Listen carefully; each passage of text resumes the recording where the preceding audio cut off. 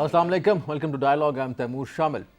After a week of reduction in violence, today is a historic day. Taliban and United States have signed a peace deal, and from now onwards, in the next 14 months, United States would withdraw its troops from Afghanistan. Of course, if all goes well in Afghanistan, the Taliban are expected to keep peace in Afghanistan.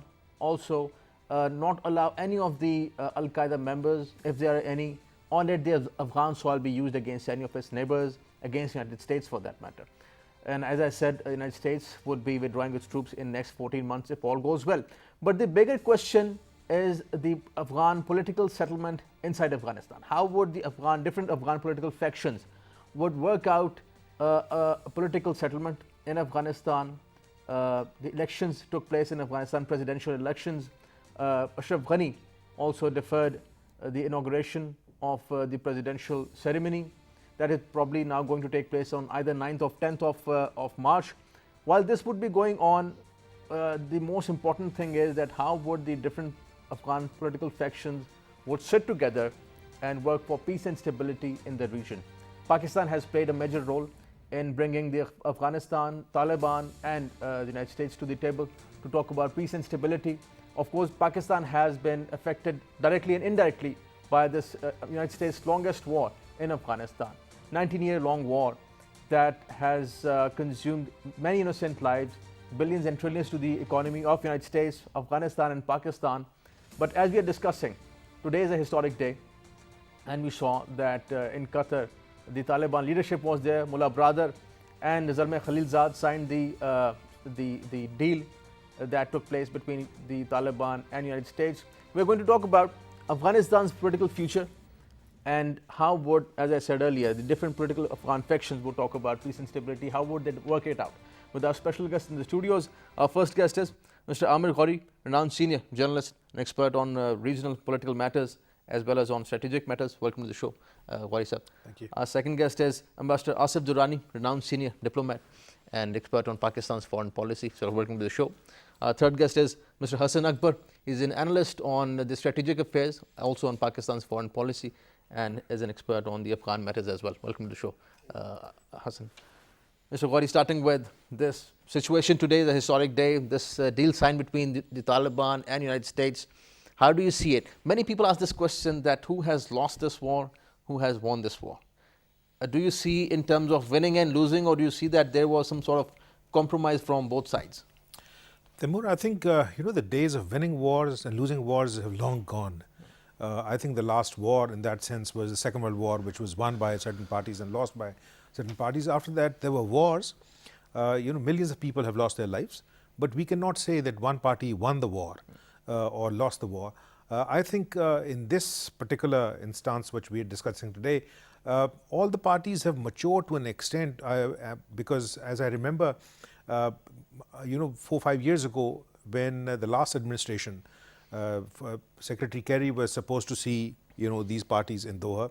I was standing outside the de facto office of the Taliban, and for 2 or 3 days the issue which was being discussed between the Afghan government and the Taliban representative was whether they will allow a flagpole to be standing within the building, whether they will be allowed to fly a flag of Taliban. And then for 2 days the discussion ended that the Taliban agreed to take down the flag, and then they said no, the flag post will be taken down. Then the pole was cut down to the size, and no, they still being seen from outside above the wall, take it down. So from that level of immaturity, if they have now signed a deal where all parties have agreed to work for peace in Afghanistan, I think all parties have gained something. But in the process, they have lost something as well. They have moved away from their very well entrenched stances. So technically, if you actually want to gain a peace in a country which has been at war for the last almost 4 decades, everybody has to give something to gain something. Right. Ambassador Durrani, how do you see this signing of the peace deal and what Mike Pompeo said in Doha, and Mullah Brother, both were there, a lot of other countries, Pakistani foreign minister was there. How do you see this as a regional development? Taimur, I think it's a first positive step towards peace, and it should be welcomed. Almost 18 months of protracted dialogue, and then there was an interregnum when President Trump called off the dialogue for almost 3 months. So we have come to this stage, and it calls for cessation of hostilities, which is very important for Afghanistan. As Amir has rightly said, almost 4 decades of blood and destruction we have seen. And this agreement itself shows maturity on the part of Taliban. If you look at each sentence which talks about Taliban, they say United States, which does not recognize Islamic Emirates of Afghanistan. And the very fact that Taliban agreeing to this language shows the compromise which Taliban have shown. Otherwise, had they been stoic, had they been rigid on that, they would not have signed it. So I think this shows maturity, as well as I think the lessons Taliban have learned over a period of 2 decades. But they also showed that they could offer resistance, which has been acknowledged by the United States.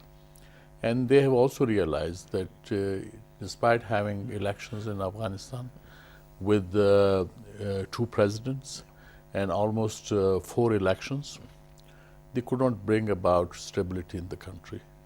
So I think it is a pragmatism on the part of the United States that despite being #1 power, United States has also compromised. And I think we should praise the United States for that, for showing maturity, even if after 2 decades, which is almost the longest war of the United States fought against any foreign land in their history. Right. So I think it's a positive development. It should be welcomed. And Hassan, how do you see this? Because Taliban still don't accept the Kabul government as a legitimate government. So the question of legitimacy of Kabul government is still there. And how would Taliban and the different political factions would talk about peace and stability over there? Because now the process of intra-Afghan talks would start. How do you see that going? I think that will be, Taimur, the most important element of whether we can see peace in Afghanistan. As Ambassador Durrani said, this is the first step, and there are many steps still that we have to go through. But I think there are two important, very important elements that happened today. One was that the deal between the Taliban and the Americans was signed, obviously. But at the same time, we also have a joint declaration between the Kabul government and the Americans. And I think in that, it binds the Kabul government in the intra-Afghan dialogue process, which will be supported by the Americans. I think that is a clear indication that the Americans are not completely packing their bags and leaving. They are committed to an intra-Afghan dialogue process. In the language of the joint declaration between the Kabul government and the Americans, it talks about having an inclusive Afghan scenario post the Taliban-US deal, and I think that hints towards somewhat the kind of difficulties that we have seen in Kabul after the election results were announced. So, and similarly in the Taliban and the American agreement, the Taliban have stuck to using the language of Afghan sides. So, they have used the language all Afghan sides. And that shows the Taliban's position, as always, that they don't recognize the government, Ashraf Ghani's government in Kabul.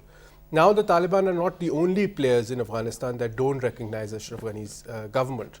The vast majority of opposition, in fact, all opposition leaders, also don't recognize Ashraf Ghani's government as legitimate. So, what we have to look forward is to see whether an interim setup can be achieved through an intra-Afghan dialogue process, which is inclusive, which provides an inclusive framework for a government in Afghanistan which represents all Afghans. And I think that should be the goal.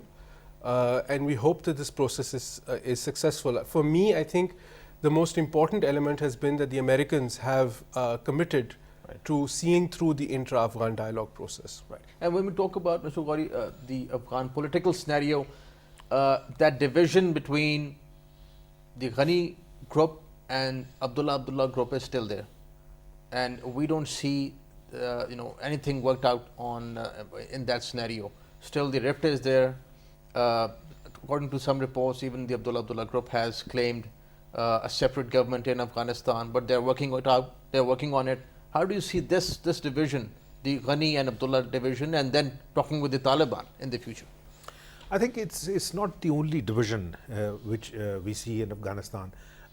We cannot say that Taliban are one solidified group. Tomorrow they can be differences, and I think my friends would bear me out that in Afghanistan, different people, when they wake up in the morning, they have a different mood, and they think that today should we behave this way or that way. And this is what Afghanistan has seen. People who have started off with the jihad 4 decades ago, they are long gone. The leadership is gone. The Taliban leadership is gone. So whatever factions within Taliban are concerned, we need to actually have a very clear eye on that. Who is supporting them? What support they have internationally and regionally? Of course, the other side is Ashraf Ghani is not a popularly elected president. We know exactly like the former, Afghan president, who we know, and international, material is available on that, why and how he was brought into presidency and how he was kept. But it's not just Abdullah and Ashraf Ghani. Definitely people like Amrullah Saleh and his, men would be pretty angry. Whatever they wanted to achieve all these years, they could not. And secondly, Rashid Dostum is there, and the other groups are there. Pashtun and non-Pashtun divisions, and then the pulls and pushes of the neighbors. At the moment, all these parties will actually have to sit back and see that if they can gain from something, and I think nobody would be in a position to let everything go rotten, because if Americans have to pull out, phase pull out of this region, there will be definitely promises that what will be gain after that. Then there are certain gains which have been definitely made, and international media will tell you that Afghanistan, it might be still in the pits of pits, but certain promises have been made, certain progress has been made on the issues of minorities, on women, on education, on governance, even if they are 5%. Rajuddin Haqqani in his op-ed in New York Times mentions that is a big plus. Even women that rights. is a big plus if Haqqani is writing for New York Times. I don't know whether he wrote it for now, but if he has written that, means I'm really impressed. The thing is, all these things will have to be very keenly observed. And the spoilers will actually have to sit back and see that whether this can actually work. And as Hassan is saying, that the most important part is going to start within weeks, when the Taliban and the Afghan government, they will actually have to sit and try to sort out the modalities, how well they will actually work, and on what what principles. This thing, what we are calling historic today, looking at keeping the history of Afghanistan, I'm not trying to be sarcastic here, can completely go to the, I don't actually want to use the words, within weeks. Right. Ambassador Durrani, this division that we are talking about, the Abdullah group, Ghani group, many people ask this question, that the bigger question would be not that who would become the president of Afghanistan, but who would sit with the Taliban and talk about, the power sharing. That would be the bigger, let's say, issue. Do you see it that way? You are right. That's a possibility, because they are a reality, both Abdullah and Ashraf Ghani. As far as their political weightage is concerned, that is debatable. At the same time, we should not forget about other ethnic groups. So here, when we talk about Taliban having negotiations with other groups or stakeholders, the most important and crucial aspect would be to give due representation to all the ethnic groups. And hopefully Taliban are now mature enough that they will realize that without giving due share to the other ethnic groups, it won't be possible. Even if Taliban do not claim to be only Pashtun representatives, Right. they are still rated that they represent the Pashtun. And but at the same time, they are also right that they have representation, they have influence with non-Pashtun factions in Afghanistan. So in that respect, we have to be mindful that this is Afghanistan. Afghanistan has, I have said it in your programs earlier also, that Afghanistan, the only peaceful period in Afghanistan history was 4 decades of Zahir Shah's rule. Not before, not afterwards, we are all witness to that. So But his model too was to bring about and bringing all the tribal elders together and then collectively, let's say. I wish that takes place. In Afghan have a system of jirga, Yeah, they do call. But in their history, only Amanullah had succeeded in bringing that kind of a jirga, which allowed him to get independence from the British influence in 1919. Onwards, jirgas they didn't have, they could not. Even during the Karzai's time, those jirgas actually rubber stamped, depending that how much money was spent on tribes. I don't know whether Taliban are going to spend that much money on those tribes if they call that jirga. But at the same time, having said that, I think the positive thing is that America would remain engaged at least for another 14 months. They are not leaving in a half. That's a positive sign. Because if you recall, then Soviet troops, once they left, they created a vacuum. So you think that this would be withdrawal of the troops, but US would take the responsibility of what goes they on remain in Afghanistan. engaged. And then another positive thing is that United States would take steps to remove the Taliban from the Taliban list, which is now earlier it was 1267, but then split into Al Qaeda and Taliban list, 1988 and 1999. So it's 1988 probably, this Taliban list. So they will look at those names that who figure there and who were to be taken to account. Now they will be made clean and their names would be removed from that list. Right. So this is another important development that has taken place, and it's towards that direction. But coming back to their intra-Afghan dialogue, it's a gigantic task. There's no doubt about it. And since they had mistrust in the past, these ethnic groups versus Taliban, and Taliban did not have a good record of governance. They only talked about bringing peace, but the way they brought peace is also questionable. So hopefully, when they become an important stakeholder in the future dispensation in Afghanistan, things would be different and they would deal with pragmatic approach to bring stability, political stability to the country. Right. And Hassan, talking about all these factions, these different factions, and as Ambassador Turani just rightly said, that how would Taliban govern Afghanistan, let's say in future, if they're in power sharing? That would be an interesting question. Looking at the northern lines, former northern lines, Panjshir, then talking about Herat, Mazar-e-Sharif, and the South Helmand, then Taliban and all that. So different political factions, and then in Kabul we see Ghani and Abdullah. How would they collectively work on the governance in Afghanistan? And Taliban, do you think that they have changed over the years? You know, diplomatically they have been visiting all the regional countries, you know, from China to Russia, Iran and Pakistan.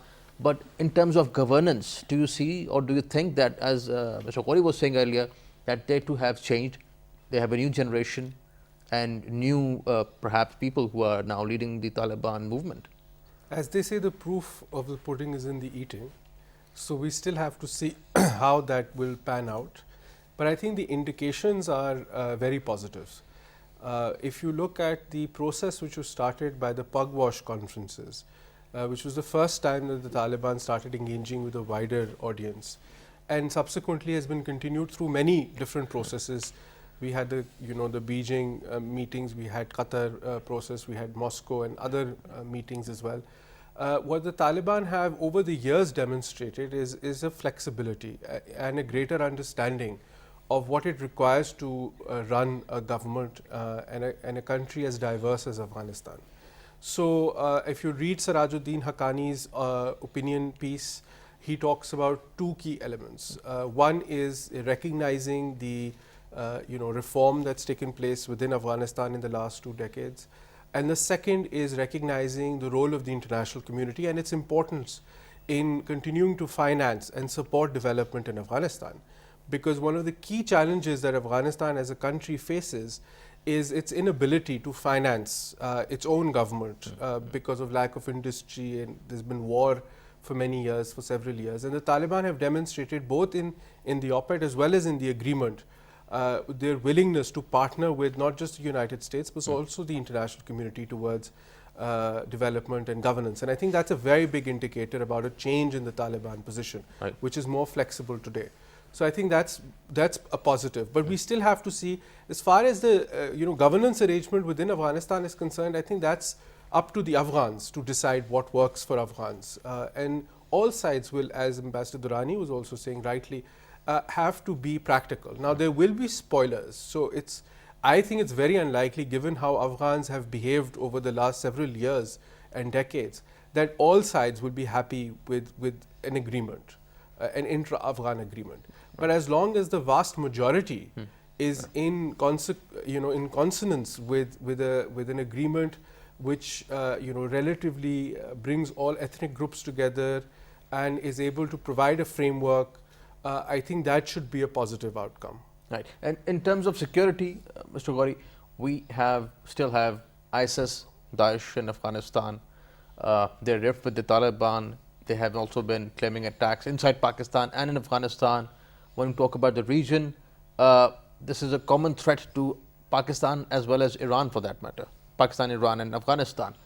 Do you see any mechanism that these countries would be keeping a check on Daesh and also Taliban's link that they had once with Al-Qaeda? That doesn't come back again. I think the way Hassan was saying, that because the process and the way Ambassador Durrani was saying is just starting off. But if you look at the 4 parts of the joint declaration between the government of Afghanistan and the United States, the point 1 is very important, that government of Afghanistan will actually have to give guarantees that the soil of Afghanistan will not be used for any terrorist purposes for US and allies. So that means for that, Ashraf Ghani and his men will actually have now to start talking to the people they were not willing to talk. If they have to make Afghanistan a peaceful place, we can discuss about the neighbors, and all the neighbors were sitting. Some of the countries which are not neighbors, like for example India, were present today as well. Uzbekistan, Tajikistan, Iran, Pakistan were there. I think this responsibility is now, for the first time, Afghan government will actually have to show that, listen, you had 2 stints of Karzai, and now the second stint of Ashraf Ghani. So if these guys, popularly elected presidents, are not able to go beyond the security zones of Kabul, they will actually have to prove that at least they have control of their own territory. We can actually kind of go on talking about the Afghans and non-Afghans, and the way Ambassador Durrani was saying that all the other factions, the Uzbeks and the Tajiks and the Hazaras, you cannot just by broad brush by saying that Pashtun and non-Pashtuns. No. All these people will actually have grudges. All these people will actually have to have a stake in the pie. So this is a test, not of Taliban. Taliban will actually have to sit quiet and not fight. So at least they have gained in that sense. The responsibility for the first time is on Ashraf Ghani, who has whatever international experience he has at diplomacy, at governance, at regional alliances, and then not let the word we use, spoilers, not to let everything go waste. I think this is an important moment for the government of Afghanistan more than Taliban and the Americans. Rightly said, and this is very interesting. We continue our discussion on this point that so far the Taliban, they have their experience in fighting. Perhaps they have been fighting United States for the last 19 years, last 40 years of fighting in Afghanistan. In terms of diplomacy, they have negotiated with the United States and today signed a peace deal. But the biggest challenge for Taliban and for other political factions would be how would they, in terms of political diplomacy or in terms of politics would sit together and work for peace and stability and governance in Afghanistan. We are going to continue our discussion on this point after this break. Stay with us. Welcome back. We are discussing the peace deal in Qatar that took today. Taliban and United States signed a peace deal. Ambassador Durrani, Pakistan has played a key role in bringing the Taliban to the table and to talk with the United States. They were here, Taliban, in Islamabad as well.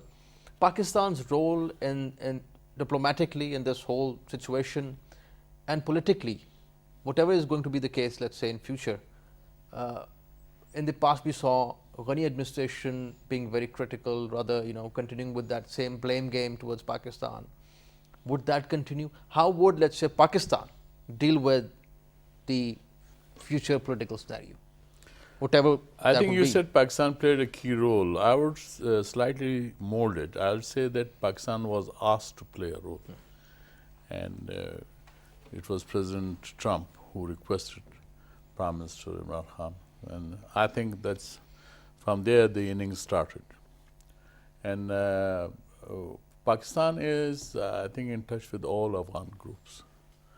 I know for sure. So, and the reason is that we have got a symbiotic relationship with Afghanistan. The kind of access which Afghans enjoy in Pakistan, they don't enjoy in their neighborhood. Certainly not in Iran or Turkmenistan, Uzbekistan, Tajikistan or China. 50 to 60,000 Afghans straddle our border every day. And then, yes, refugees are there. So there's a symbiotic relationship all the time. For the past four decades, we have been doing that. And even economically and others, we grow almost 3 million tons of wheat for Afghanistan. So it's a very important aspect of our daily lives between the two countries. So having said that, when we see these things, Ashraf Ghani or others, they also realize that what Pakistan means. But they thought that we will deliver everything to them on a platter, to Mr. Ashraf Ghani, or before that to Mr. Karzai. So I think that was asking too much. That was not possible. That they could not do even with the Americans. And even Americans could not deliver, despite their all might, military might, as well as money-wise. They spent almost $1 trillion, of course not on Afghanistan, but they spent on Afghanistan $187 billion, which is now being objected to by their own Special Inspector General, SIGAR, that where that money has gone. So there were certain problems of misgovernance which Pakistan did not have the control, and Pakistan should not have been expected. Secondly, Afghanistan became a narco state during this period. Once a state becomes a narco state, don't forget about stability coming to that region or that country. Colombia is fighting for the past 4 decades, despite American help and all that. The whole region is unstable. So we are in fact suffering from that narco businesses that has promoted to war economy. Yeah. And those who are involved in war economy would not sue for peace, rest assured. So under these challenges, what Pakistan's role has been that Taliban, they proved their mettle as an interlocutor and as a major stakeholder, which United States also recognized, which is why they held the negotiations. And today, after 18 months, we saw it's coming to fruition. So I think this is the overall scenario which has been there. And in that respect, Pakistan's role was, in a sense, just to nudging and just to facilitating those who were involved and those.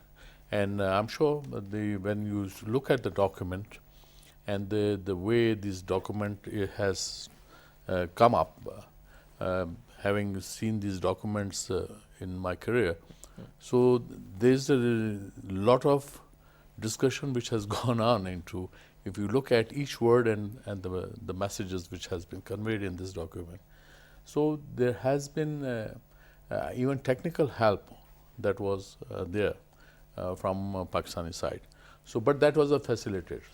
But if the Afghans expect that or think that Taliban are in our pocket, then they should change their history, that you can't buy an Afghan. So it's not possible. Had we been so, then Karzai should have been in our pocket, and Mr. Ashraf Ghani should be in our pocket. So this is not the case. This is all a rhetoric. So now pragmatism should dawn in, and then that's how they should move forward. Right. And just before these elections, Hassan, President Ghani also visited Pakistan, and his stance and his government's stance towards Pakistan has been a mix. Critical at times, but positive when it is needed politically back in Afghanistan. The blame game, they talk about that, blaming Pakistan for a lot of things as Ambassador Durrani has just mentioned. This blame game has also affected adversely Pakistan-Afghanistan relations. Do you think that this would continue in future? And if this would, how do we deal with the future, let's say, Afghan political heads or strong people over there? What are the options for Pakistan? So I think, Taimur, one thing is very clear, which is that as far as Pakistan is concerned, I mean, Pakistan was attempting a reconciliation process even before the current round under President Trump. And the sense in Pakistan was that both the Murray process and the quadrilateral process were scuttled by certain moves. For example, the announcement of Mullah Umar's death, and then the assassination of Mullah Akhtar Mansoor, who was trying very hard to bring both sides together. So there was a lot of reservation in Pakistan. And only after meeting Trump, and I think that clear indication from the top of the political office in the United States, that they were in fact committed to finding a solution and a reconciliation agreement in Afghanistan, I think Pakistan played its role. We've had a very long-lasting relationship with Afghanistan. There are neighbors; it will continue to be so.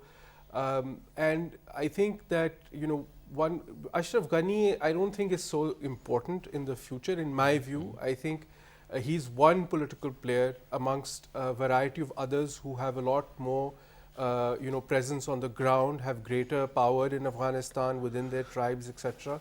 So I think Ashraf Ghani is, yes, he's won the election right now and he's in the president's office right now, but that role of his individually will decrease over time, in my view, as people that represent power in Afghanistan at the grassroots will find space in government in Afghanistan. So I think Pakistan needs to engage with all stakeholders in Afghanistan, which it has. Pakistan worked very closely towards building a new relationship with Abdullah and other players, which used to view Pakistan in a very different light 2 decades ago. So Pakistan has built those relationships and is relying on those relationships to help foster a more inclusive government and structure in Afghanistan. Touching a little bit upon what's different today for Pakistan in Afghanistan than 4 decades ago or the early 90s. I think today more than ever, the international community and neighbors of Afghanistan are committed or were committed towards this reconciliation agreement. So there was a general consensus amongst all players, barring 1 or 2 countries, that this reconciliation agreement was essential for the future of Afghanistan. And so I think that commitment will continue, which I think is a very positive development for Pakistan, because Pakistan has also looked for an Afghan-led and Afghan-owned process. Spoilers will always be there. I'm afraid that in the coming days, spoilers, particularly those who have felt not included in this current process, particularly India and players within Afghanistan, might play a spoiler role in the coming days. But I think that they are, in my view, currently a minority. The other thing that Pakistan needs to look out for... In future, let's say, if there are, Taliban, of course, in the power sharing, for the spoilers, that would become even difficult? It would become even more difficult. So they are clearly going to find ways to make sure that these agreements don't come to fruition or some kind of agreement doesn't come through. But I think they have very limited space to play with or very limited bandwidth at this moment. I think the other key element looking forward for Pakistan will be to, as Mr. Ghori said, look very closely at the links between various Taliban political factions and regional countries that are important. at this point in time, there was unanimity of opinion, say for between Pakistan and Iran and others, that the American withdrawal should happen. But post-American withdrawal, when a Taliban government comes into being, will all the regional countries be backing the same horses? I think will be an important element, and there our strategic interests might diverge with other regional countries. So we will have to look out for that. Mr. Goyal, this Indian element in Afghanistan has been interesting in a sense that Pakistan has been sensitive about India's larger role, that at one point President Trump wanted to give India larger role in Afghanistan while he laid out his South Asia policy and Afghanistan policy. That's not happening. That didn't work out because Pakistan also showed concern about that policy. But do you think that after this settlement in future that would continue? Would US want India, let's say, to play some sort of role over there, keeping in mind that the general perception in the region is that India is the spoiler in Afghanistan? I think it has different facets to it. One is that United States is now in the presidential election year. So President Trump and his administration, whether it's Langley or it's at Pentagon or State Department, would not like any regional spoiler to take the center stage and try to destroy whatever has been achieved, whether it's real or fictional. I think it is real. So definitely the pressure would be coming from states that listen, behave in the interim period. Once we actually win the election, then we will see who is our friend and who is not, and to what degree. Secondly, India, the madness what we see, there is one element here which is very important, that the way Delhi was allowed to burn when Trump was in Gujarat, Modi and his maniac friends have given a very strong message that listen, we can do whatever madness we actually want to do in Delhi, whether you are here or not. So and we don't care. We don't care. And we don't so care Muslims, will be massacred, and we will actually get away with that. But that is their domestic issue. Internationally, India actually wants to access to Central Asia. India actually has a desire to connect to Middle East. But don't you think that was an awkward, embarrassing moment for the American leadership? These things, Taimur, will not actually happen unless Pakistan is part of the deal. India cannot. So if India actually wants to basically irritate Pakistan by doing some nasty stuff there, okay, fine, they can try it, but they will actually have to take the blame for that as well. As far as the way I said, Taliban are on the gain. I don't see any chances of Taliban becoming the government in Kabul. I don't see the Americans and their allies in the region and internationally will allow Taliban to take control of Kabul.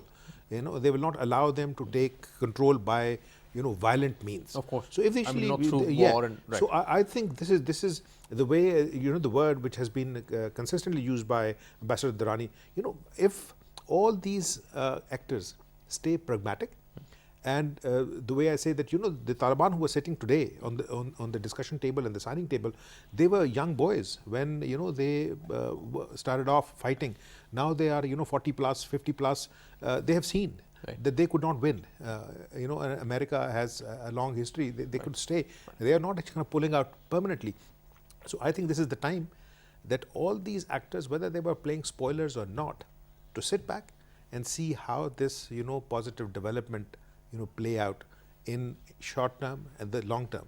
Right. My brief question, Ambassador Durrani, the issue of refugees in Pakistan, millions of them we have been hosting, and their repatriation, respectable return to Afghanistan is important for us and for the people of Afghanistan. Interestingly, Ghani administration, on the face of it, in front of the media or public, they have been talking about their return of the refugees back to Afghanistan. But otherwise, there is this perception that they don't actually want them to be back in Afghanistan. Perhaps that would change the demographics or political scenario over there. How do we, Pakistan and Afghanistan, address this issue of refugees? I think a refugee issue would be a problem for us for a while. Ashraf Ghani government or previously, they could not create a pull factor for these refugees to come, to go to Afghanistan. And then there is a human aspect of these refugees. Those who have been born here, they don't know Afghanistan, and this would be a human tragedy if they go and then. So and they might not like to go. But they would not. So there has been surveys, and in the past they have been going and they have been returning back to yes, Pakistan. yes, So that yes. too has So been- and I was, when I was posted to Afghanistan, they would call their homes Peshawar. So when they would visit Kabul, and then the children would say, when are we going back to our homes? So there's a human aspect of this, and so we have to look into that. More than that, I think you can address the refugee problem by removing restrictions on visas. And then, like in India and Nepal, they have. In Afghanistan, we are already, I think, catering for their food requirements and all that. So we will expand a more economic base into Afghanistan, and that will bring down those irritants also, whether they talk about the border issues or fencing and others. So there are many ways to addressing these issues, and hopefully we will do that. And Hassan, my last question, diplomacy, in terms of diplomacy, Pakistan has been investing in Afghanistan, and there has been this element, spoilers as you were talking about them earlier, who have been working on this anti-Pakistan sentiment back in Afghanistan. We have to address that as well. Pakistan has been giving thousands of scholarships to the Afghan students. We have made hospitals on the border areas, because many Afghans, they come to Pakistan for health services and education services. They can go there for their health services. In terms of diplomacy, addressing this issue of health and public diplomacy, how can we, let's say, work in that affair in that area? I think that is critical. As Ambassador Durrani was also mentioning, you see, Pakistan and Afghanistan's relationship is such that we have to look at Afghanistan from a completely different lens than traditional diplomatic lens. And I think trade has been one area where there has been a lot of progress, especially since APEPS was formed under President Ashraf Ghani. There's been a lot of focus on improving, there's work on 24-hour facility at Torkham, etc. So there's been a lot of focus on that. Health, I think, is very important. Many of the private hospitals in Pakistan have also opened facilities in Peshawar to allow Afghans access, close access. There's more that we can do in that. There is, support that Pakistan can provide to Afghanistan, even in administrative services and training for administrative officers, something that other countries have been doing now. And we've not been very upfront about that in giving out that support. So I think we have a lot of advantages when it comes to supporting the Taliban.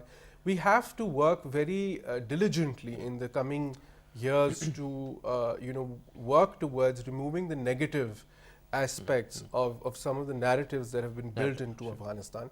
And this will require more than a traditional security approach from us towards Afghanistan. It requires a humanitarian approach, handling the refugee issue with much care.